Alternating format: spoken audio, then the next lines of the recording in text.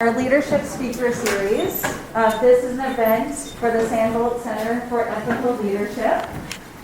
This was started because of a generous gift from Minnesota Power to honor the retiring chairman and CEO, Mr. Sandy Sandbulte, who cannot be here today. I'm going to pass it over to Rick. Thank you for being here. Thank you, Maggie. Again, good afternoon and welcome. My name is Rick Rivora. I'd like to welcome our students, faculty, and staff. And I'd like to welcome our president, Dr. Barbara McDonald, and also Tom Stender, Roger Reinhardt, and Scott Sanis. Thanks for joining us. St. Scholastica is fortunate to have a long-standing partnership with Allete. Their executives give of their time to our students, like Maggie's speech today. Melissa mentioned this is part of the Sandbulte series, and 2 years ago we named our school in honor of Dr. Bruce Stender, retired board chair of Allete. And we have an amazing new Allete-funded boardroom in our Stender School that our students and faculty use every day. A special thanks to Al Hodnick, Bethany Owen, and the Allete board for that gift. It's an honor to introduce our speaker today, Maggie Thickens.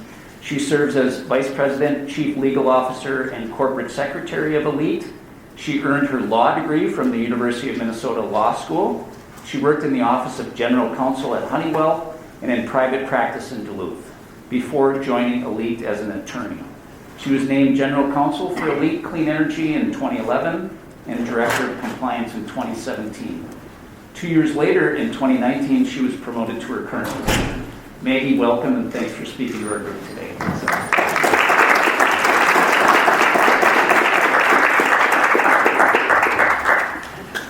Thank you, Rick. Hey, if you get credit for this, that's pretty good. I like that a lot.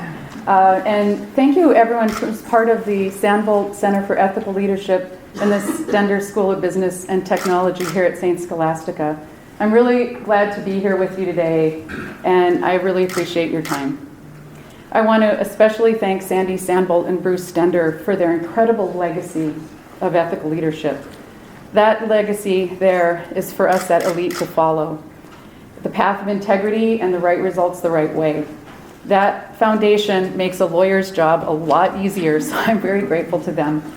And I have the pleasure of knowing the Stender family personally, and I want to take this opportunity to thank Kay Stender for her quiet leadership, because that has also shaped me over time. So Rick and I spoke a couple of times about this conversation, and I said, how can I be helpful? What is the context when I walk onto campus today? What do you all really want to know? So we said, look, share some stuff about your career, what you've learned along the way, what traits you admire in ethical leaders. And he said, you know, did you ever think when you started out that you were going to be a chief legal officer at a publicly traded company at a utility? And I actually laughed out loud because no, this was never on my radar at all. I'm going to tell you about my journey. It's really odd and non-traditional. Like Rick said, I am at Allete, and I'm the Chief Legal Officer here at Allete. Allete is an energy company, so here is our family of companies, and I'm going to tell you just a little bit about them. Allete is headquartered right here in Duluth. Allete Clean Energy, over on the left, is our independent power producer. It operates nationally, and it is focused on wind farms, but it will be expanding into solar and storage. Super exciting clean energy company.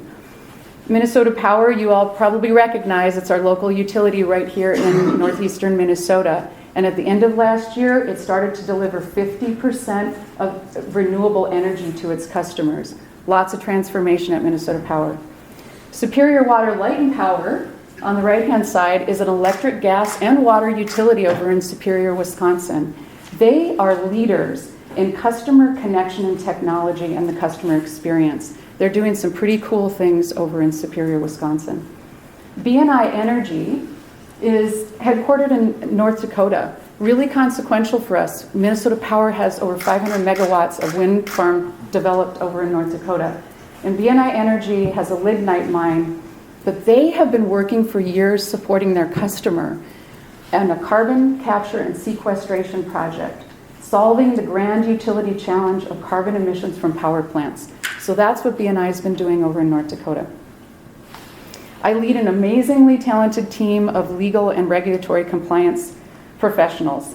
We support all of these family of companies and their commitment to sustainability in all forms.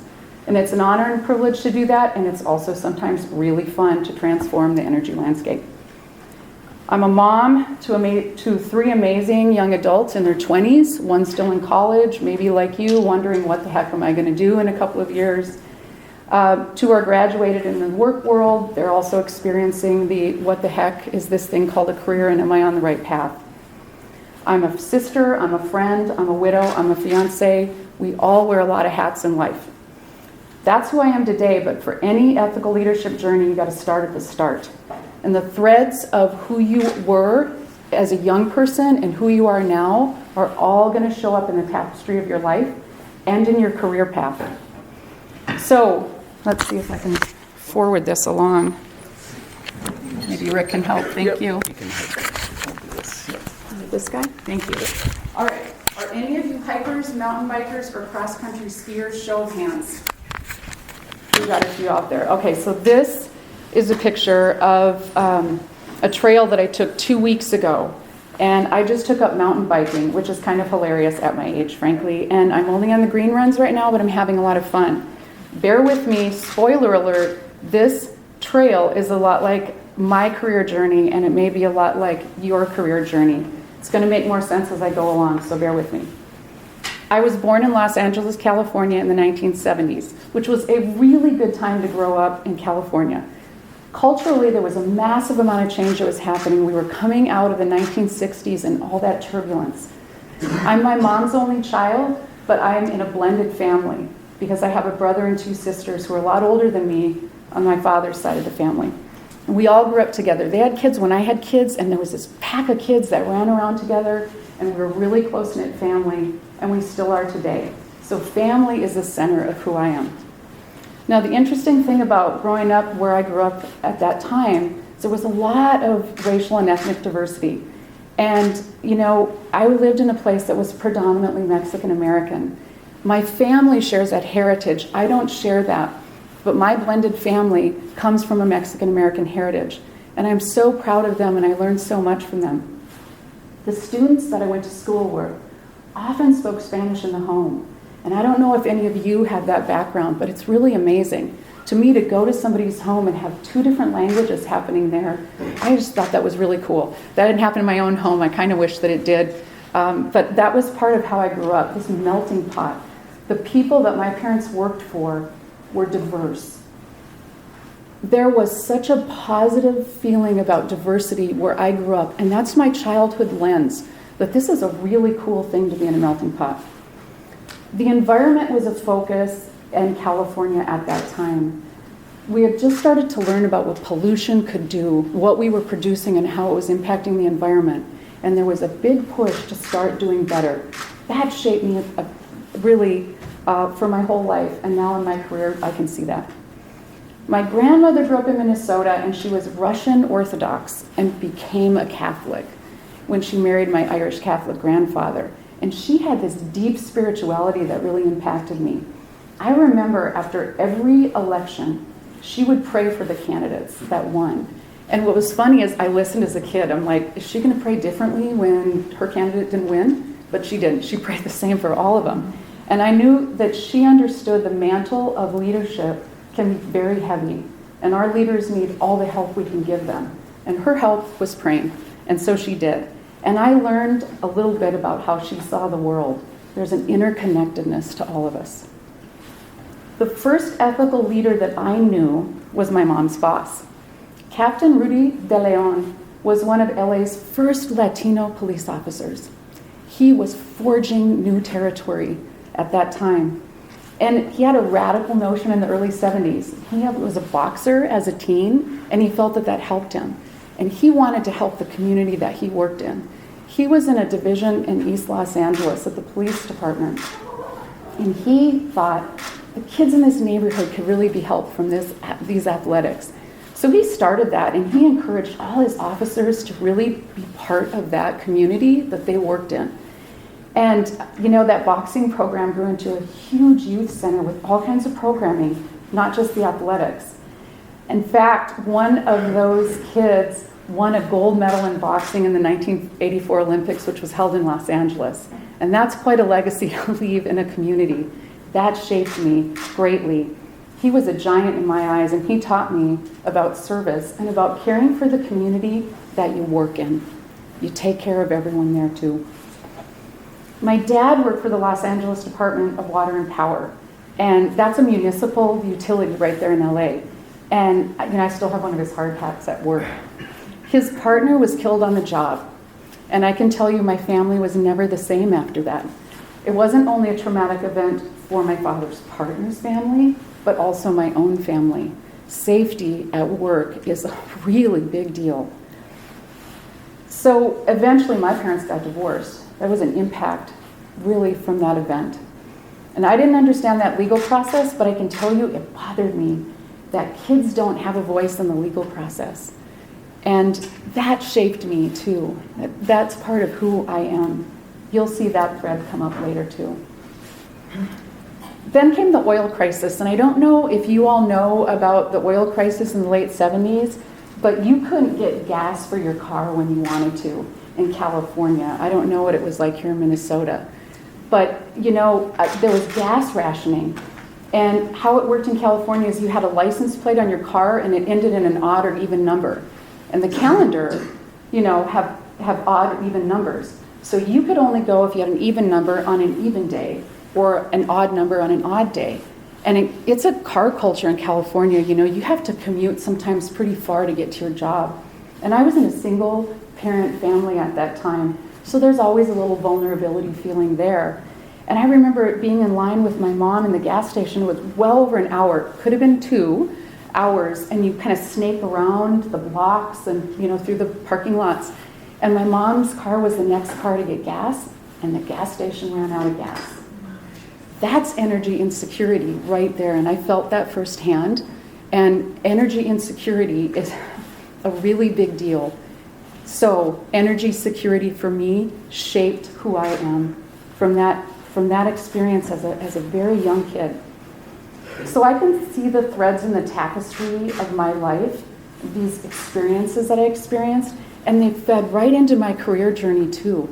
And you'll find your way, because these experiences that you have, that you came here with today, those are what's going to get you to the next. You can trust it.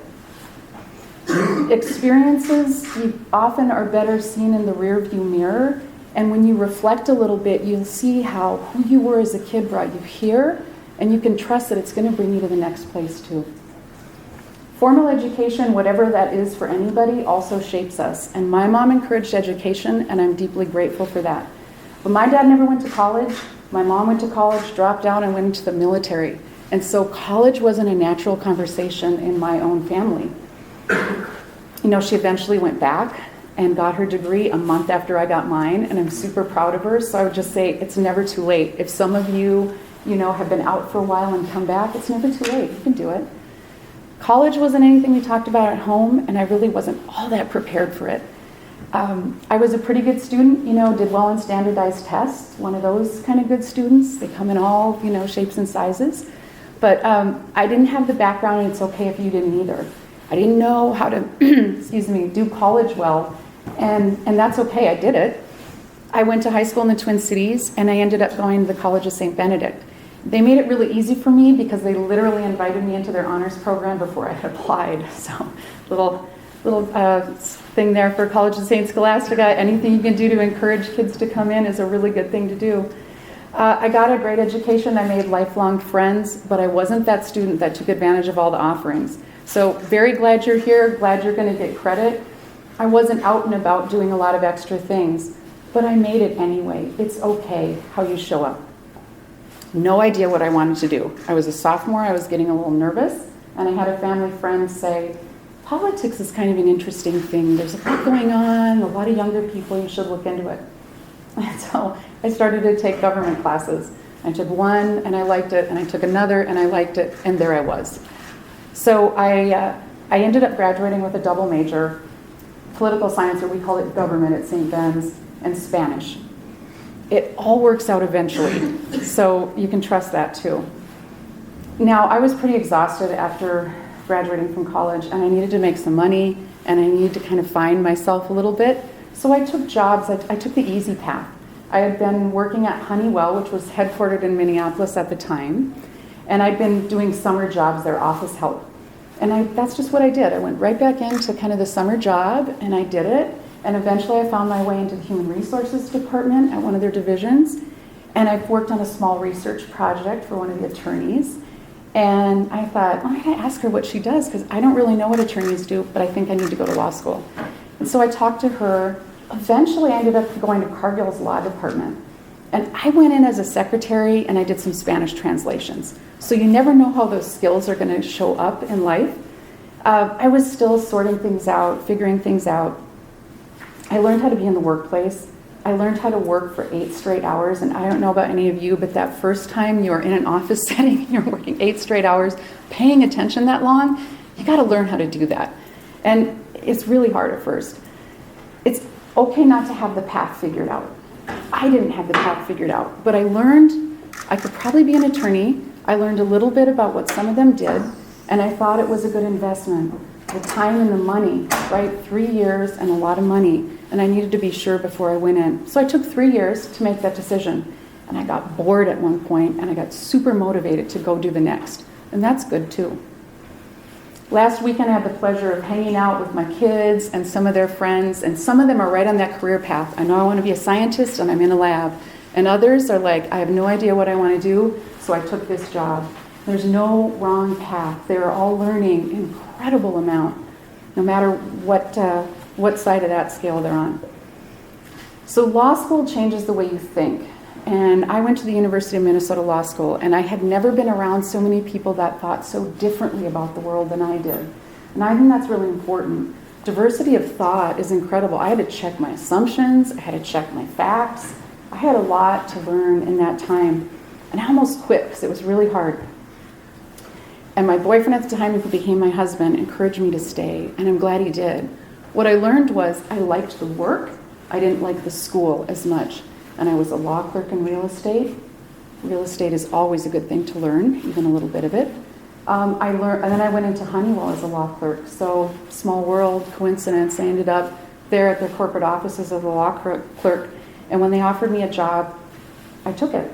So there I was. I finally had my first real career job. And what I didn't understand at that time, that Honeywell was undergoing a major change in strategy. They were doing technology and energy conservation, and they were growing by buying companies and a new sales strategy, and it was a lot of work, but that's a lot of opportunity. I think I learned about 3 years of work for every year that I worked there. Don't be afraid of that hard work. But look, it energized me, so that's a really good clue on your path. When you're super energized, that's telling you that you're in the right space. So there was so much going on, and we had all this, there was a little bit of chaos. You know, the 6 a.m. phone calls from the East Coast and the 7 p.m. calls on the West Coast. And I kept trying to organize around that change, and I kept pitching things to my boss, you know, like, why don't we assign ourselves by regions? Why don't we do this? Why don't we train more? I was trying to take the grind out of it for the humans, you know, because there was a lot of volume and complexity at that time. And I didn't get where I wanted to go with that. But I realized I like to organize around change. So here's what also was happening at that time. My boss was increasingly at odds with her clients. To me, that was a big ethical problem. We are trying to serve these people. We should not be fighting these people. We're here because of them. We're a service. And so it was really hard, and that still small voice inside of me kept getting louder. This might not be a great match for you from a values perspective. And I knew I either needed to change my attitude or I needed to change my situation. And I talked to a lot of people about quitting. I mean, I had just started after all that schooling, but it was not a good match for me. And at that time, there were no part-time attorneys at the corporation. No one took time for their families and came back into the law. So what I told myself was, if you quit now, you're done. You're never going to go back into the law. Somewhere along the way, I found Gail Chang-Bohr. And I don't know if you know who she is, but she started the Children's Law Center of Minnesota, which gives voices to children in the legal process. And I mean, I did anything for her. I hooked up computers, and I did desktop publishing and a little bit of the legal stuff, and we hosted CLEs. And so I found my way to Gail. I quit that Fortune 500 job. which was pretty amazing. And I can tell you everyone at work, except one person, thought that was a really bad idea. But I trusted my gut. My husband was supportive. We were about to start our family. He had an inflexible job. So I became the traditional stay-at-home mom. I remember what that one person at work told me, Nancy Veronin. She was a contract attorney and we were short-staffed, so she came in and worked full-time, but she wasn't actually an employee. She was a kind of a temp agency attorney, and she took a different path. She was a rock star. She worked for the airlines. They had been merging. She brought one out of bankruptcy. I mean, from a lawyer's perspective, this woman was a rock star. And what did she do? She went off into the contract attorney path. She told me that she had lost a child at one point in her life, and she did some good spiritual work because she trusted her gut, and she worked differently, and she still had a satisfying career. And I will never forget the words she wrote on that card, that goodbye card on my last day, and it said, "Follow your bliss," which was mind-bending because nobody talked like that in the 90s. And all his colleagues are like, "Are you crazy? You're leaving?" And Nancy Veronin, "Follow your bliss." Super powerful because I knew she was witnessing me and my choice, and that I was trusting my gut. And she was saying basically, keep trusting your gut. So that's what I learned when I was at Honeywell. So after all that work and an amazing start to a legal career, I was retired at the age of 30. And I became a mom, 3 times blessed, because family is the center of who I am. And I just want you to know that you don't have to be in a traditional workforce setting to learn really important career experiences. You can get those anywhere. They are everywhere. You don't have to be working for pay to be working on your career. I volunteered. I met people who weren't afraid to see a niche and a need and start that new venture, like Mimi Stender. She is an entrepreneur at heart. I did a lot of volunteering then, you know, people who are just starting out. Little Treasure Center was just starting out here in Duluth. I worked in Junior League on community research and project development. I did all this great thing. I learned all these really important skills and met wonderful people. I ended up on the St. Mary's Medical Center Foundation Board at one point, and we funded hospital-sponsored needs. I became a saint. I was actually right here on campus. I took some theology classes because I love to learn, and I had a little more time. I learned so much about the communities around us here in this area. I learned about vocation. If any of you have ever read Parker Palmer, he talks about vocation being something you can't not do. And he talks about vocation being the intersection of where your deep gladness meets the world's great need. I learned that. I learned about friendship, the Stender family. I had added 5 incredibly wise women to my circle of friends. And one of the husbands jokingly called us the Brain Trust, and we decided we liked that and we were going to keep that name.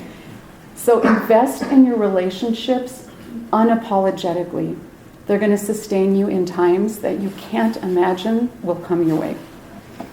I learned just because you can doesn't mean you should. Remember what yes feels like, because there's a lot of good things to do out there and you can take on way too many of them. That's not such a good thing. You really have to be discerning about what you say yes to. I learned about the power of unleashing someone's energy doing something they love. And if you all have volunteered anywhere, you may have seen those volunteers who are unleashed. They are passionate about what they do. There's so much power in that, whether it's in volunteering or in the workplace, whatever it is, very powerful. And as a leader, that's something to look for. One day I started thinking about going back to work. Coincidence? Law school reunion, law school advisor there, helps me refresh a resume. What am I going to do with it? I'm not sure. Coincidence, my husband runs into someone in the office building who says, someone in Duluth is looking for a part-time attorney. And there it was, the comeback that I didn't think was possible. That's how it happens, coincidences. You know, someone once said coincidence is God's way of remaining anonymous. And so there we were. I was in a comeback. Here's what I learned. It's okay to invest in your future, because my husband, my late husband, said, you got to make more than the babysitter. Not much, but you got to make more than the babysitter. We're investing in your resume, we're investing in your career, we're investing in our family. And so I made a little bit more than the babysitter, and I learned a lot. Everything I had learned at Honeywell as an attorney, I brought with me into private practice. The things that I thought weren't possible, those are just stories in my head. And so wherever you are today and whatever those stories are that you're telling yourself, they might not be true. So you don't listen to it. I made the comeback even though I said, this can never happen. So there was a fork in the road, and I had a job offer, more money, not a great values match, or a really neat energy company right here in Duluth with great values, and the lawyers were well respected. I took that job at Allete. So I took everything I knew at Honeywell and everything I learned in private practice, and I brought it there with me. Client service was everything. I got deep into the weeds on understanding my client's business, where they needed to go. I really wanted to be a partner. And if any of you are looking, to explore a path in the law, for me, being a lawyer is a beautiful mix of being a detective, a translator, and a counselor. And so I really brought all those learnings from that earlier part of my life into that job at Allete. And Allete was changing, transforming the energy landscape. It was a perfect fit for everything that I had done. Pay attention to what you notice in life. It's going to give you clues about where you're going next. I've been thinking about clean energy. My husband was a research analyst in the energy industry. We talked about it in the home. I've been thinking about new strategies and how do you organize people around that, remembering that grind that I experienced in my days at Honeywell. I had a fervent desire to connect with clients. A career comes in building blocks, not in one whole piece. So you're going to take all the blocks that you've already learned and bring it to the next place. That's how it works. You can't see it going forward, but when you look in the rearview mirror, you know, oh, all of those experiences brought me to where I am today. And that's how you know it's going to be okay. Wherever you are today, it's okay. Even if you don't really know what you want to do in the future. So Allete decided to form a clean energy company, and Eric Norberg, who became the first president of Allete Clean Energy, got up in front of a leadership meeting and said, hey, I'm going to form this new clean energy company. If anyone's interested, come and see me.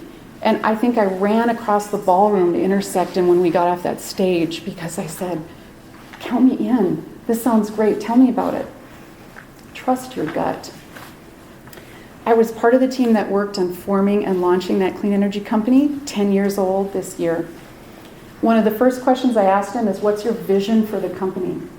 And I didn't learn that in the workplace. I learned that through my volunteer years. What's your vision? Can I see that vision? Should that be the vision that I'm sharing and working toward? One of the greatest things that he did was sit down these folks that were forming this company.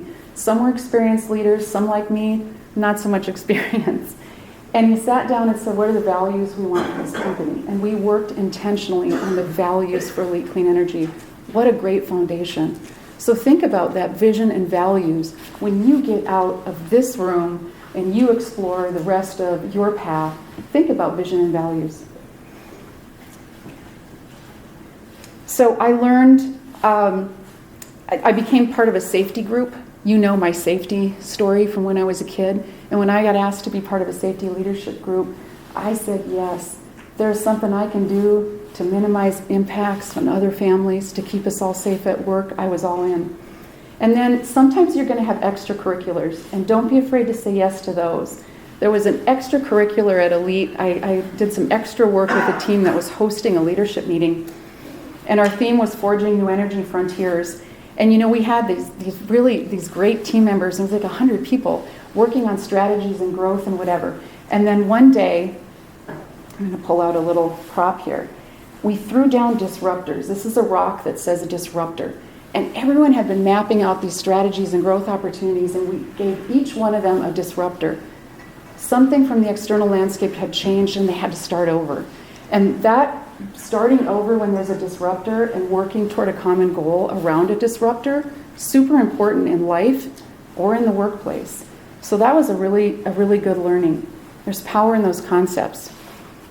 I learned the power of clarity of purpose. We worked so much at Allete Clean Energy to get that company launched, and it was energizing. I learned that ethical leaders often see in us what we don't see in our own selves. They see the best that we can become, and they give us the chance to do it. Eric Norberg made me project developer of that carbon capture and sequestration project in North Dakota in its very early years. And that, being a project developer, is really different than being an attorney. And I learned more practical risk assessments and how to move forward in those risks, how to form business relationships, really different kind of experiences. And that leader allowed me to try that. I also learned that ethical leaders create safe space when we make mistakes, because we're all human, and somewhere along the lines, you or a colleague is going to make a mistake.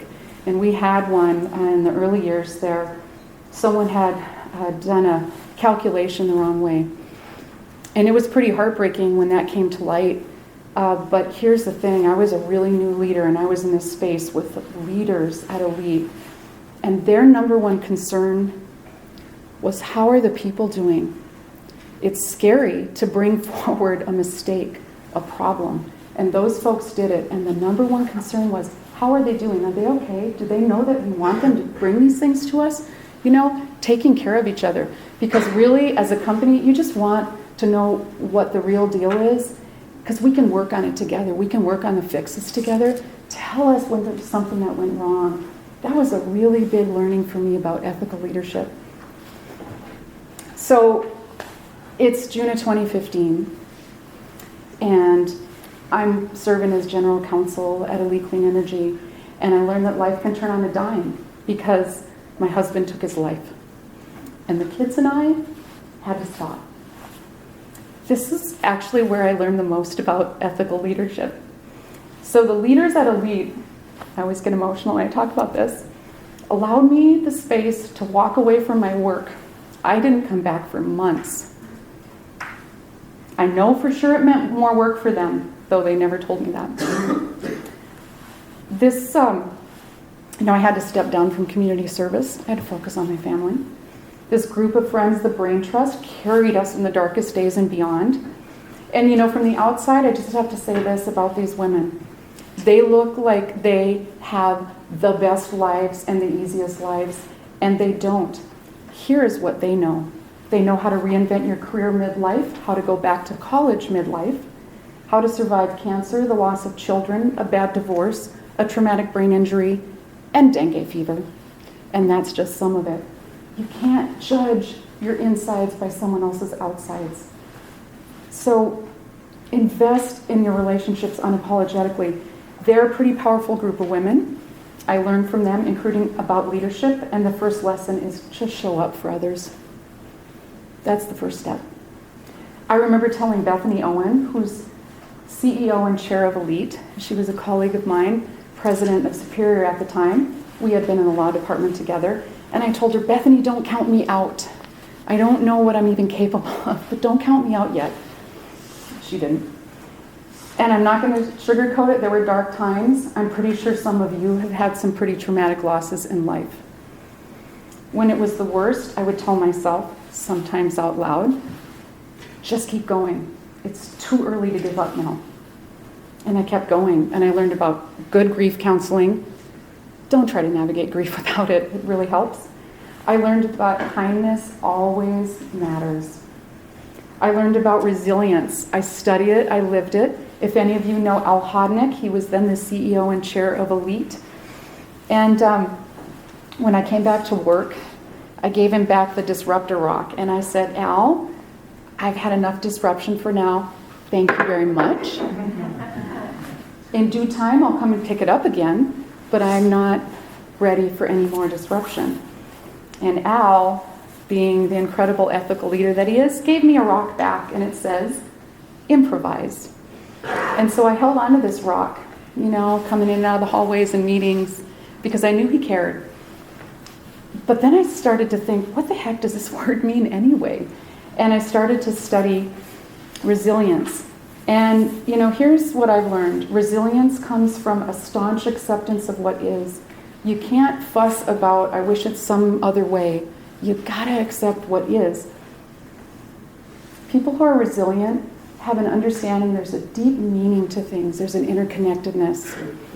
And then a unique ability to improvise. And improvise doesn't mean kind of winging it or, kind of careless or cavalier. It means that you draw on all the resources that you have around you to shape and change the future moments. That's what improvising is. And I understood the meaning of the rock that I was carrying with me, given to me by that ethical leader. And I've reflected on how important resilience is in your personal lives and your professional lives. Companies have to be resilient too. We talked about resilience, and this was way before the pandemic, and you all are incredibly resilient because you're here with us and we're masked and we do what we need to do and we move on.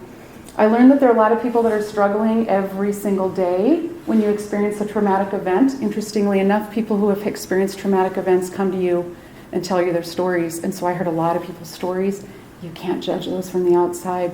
Some people I knew very well. I thought I knew very well until they shared their stories with me. People are struggling. Kindness always matters. A few years later, I was diagnosed with Ptsd. And I'll tell you, grief is a human condition, but a medical diagnosis, I struggled with that. That was hard. And you all may be struggling or know people that are struggling with things. Really good counseling helps. I can't say enough about that. And it's absolutely life-saving. We have these resources, so use them. I learned that ethical leaders apologize. And so we use a lot of words in our culture or phrases, and maybe a little unintentionally. So this leader was talking to me one day, and you'll know the phrase. It goes something like this: God, if that had happened to me, I'd kill myself. And he realized that maybe that might be a little jarring to me, so he came back and he apologized. And you know what I learned from that is ethical leaders apologize sometimes. I do, I have to. I'm a human and I make mistakes. But I learned a lot about language, and that the phrases or words we use in our culture can be very jarring for others. And I'm not perfect. I'm trying to be more mindful about that now. Kindness always matters. At the end of the day, this isn't about me. It's about all of you. If you haven't already experienced a loss, chances are in your life somewhere, you're going to hit that bump in the road. And, when that happens, don't count yourself out. Say to yourself, it's way too early to stop now. You are far more capable than you think that you are. So don't listen to all the things that you think. Anne Lamott is an author, and I really like her, and here's what she says about grace. I do not at all understand the mystery of grace, only that it meets us where we are, but does not leave us where it found us. And that, to me, is ethical leadership. It meets us where we are, but it does not leave us where it found us. Bethany Owen and the others at Allete did not count me out. In 2019, I became Allete's Chief Legal Officer, unexpectedly in my career path. I'm part of a leadership group that's 50% women, a board who has been consistently recognized for their gender diversity, values diversity of thought, which is very powerful for governance, by the way. We're transforming the energy landscape, taking care of the environment. We value safety and integrity. We serve our customers and clients. So Rick, I definitely didn't think I'd be Chief Legal Officer, but when I talk about all those threads that made me who I am, I can see them in my career path now for sure. And you will too. So much of the limitations that I had along the way were just in my mind. It's probably the same for you. Don't believe everything you think. You already have everything you need to succeed, because your stories that brought you here today are the stories that are going to bring you through your career, whatever it looks like.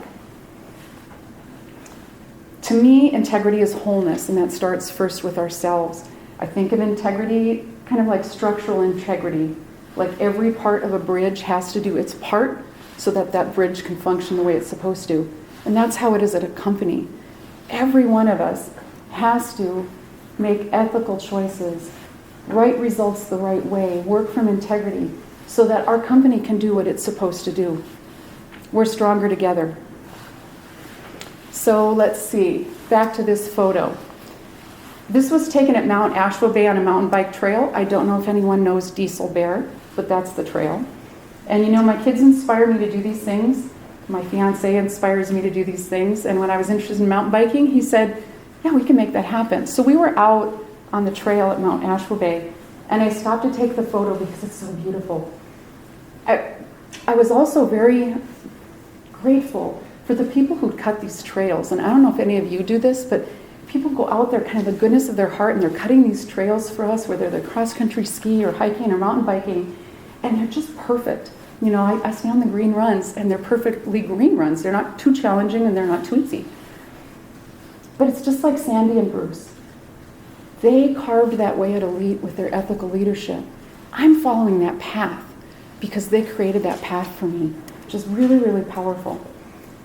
I couldn't always see this trail clearly. I mean, you can barely see that it's a trail, right? I mean, it starts over here, you can kind of see a little bit. Sometimes the trail's easy. You're going to see the dirt or the rocks and the roots, and you're going to know you're on your path. And sometimes they're going to get covered over with leaves. You got to kind of trust.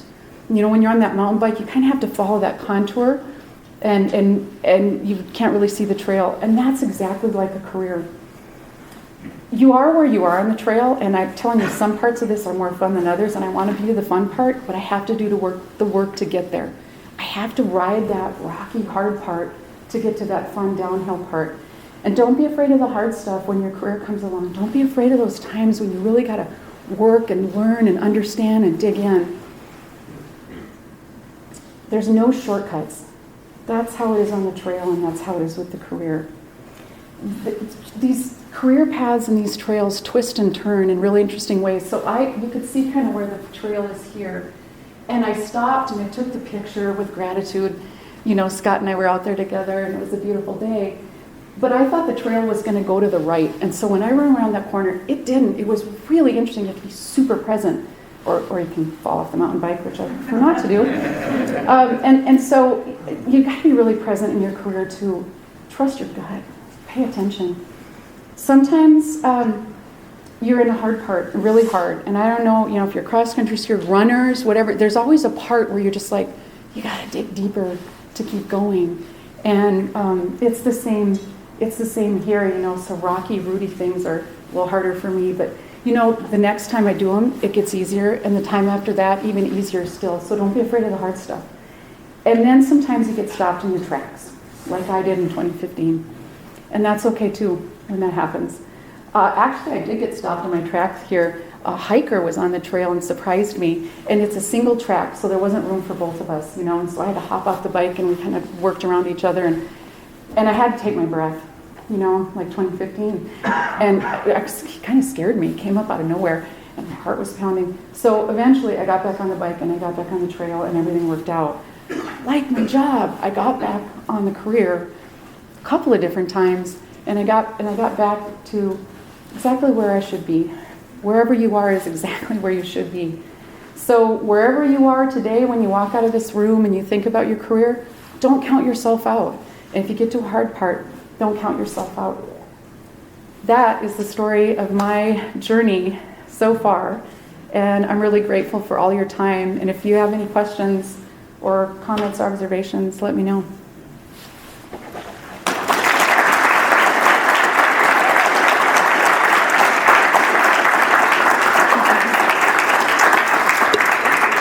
Questions for Maggie? Shy group.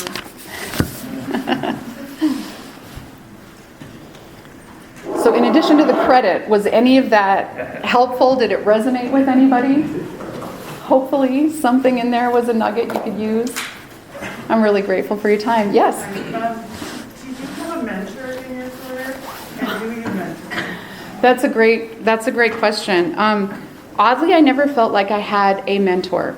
That can work for a lot of people. I recommend trying to find that mentor. I think I've had a lot of them, and I use them different ways. That early Honeywell attorney that I said when I was just there in human resources I met, I eventually became a colleague of hers, and then rediscovered her recently during the pandemic. And so I've had a lot of people that it wasn't just one big mentor. So don't be afraid to just draw on any of those resources you have. And do you mentor others? I try to. It's pretty informal. I feel like coaching is always welcome, And so I try to be mindful in the moments. Not only are we trying to solve, the problem at hand, but I'm also trying to really encourage people because, wow, there's some gifted folks that I work with. And it's like, you're doing this now, but like bring up your focus, mouse eye vision, eagle vision, bring it up and think about what you're doing. So I try. I'm a work in progress. Great question. Anyone else? Yeah. So my name's Ryan Durkee. I'm a sustainability facilitator here at the college, and so I appreciate Allete and all the work they're doing for clean energy. I do run into a number of students, youth, that feel like that change is not happening quick enough, or infrastructure investments in gas and oil. I'm curious, what advice do you have to students who really feel left out of being able to make their voice heard of what they want to see in the future? Yeah, that's a great question. That's really layered.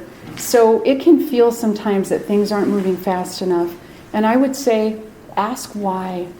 And if it's connecting with people at Allete or here at the college or business leaders, why isn't it happening enough? There's some pretty good reasons, and they're physics related from an infrastructure build, but we also need those voices to be in our government, right? And in private-public partnerships. So I don't know if that's helpful. We can talk afterwards too, but I think having your voice heard is a really good thing, but asking why and kind of, why is this wrong, or how am I thinking about it? I mean, that's what I had to learn at University of Minnesota Law School, is really kind of how do you see it and why is that different than I see it? Yeah, thank you. Yes? Where did you meet your fiance? Through friends, which is really the best way. But, I did try a match or whatever, is sort of when you're older, you got to kind of learn the new ways, but kind of the old-fashioned way. Great question. Anyone else? Well, hey, I appreciate your time very much.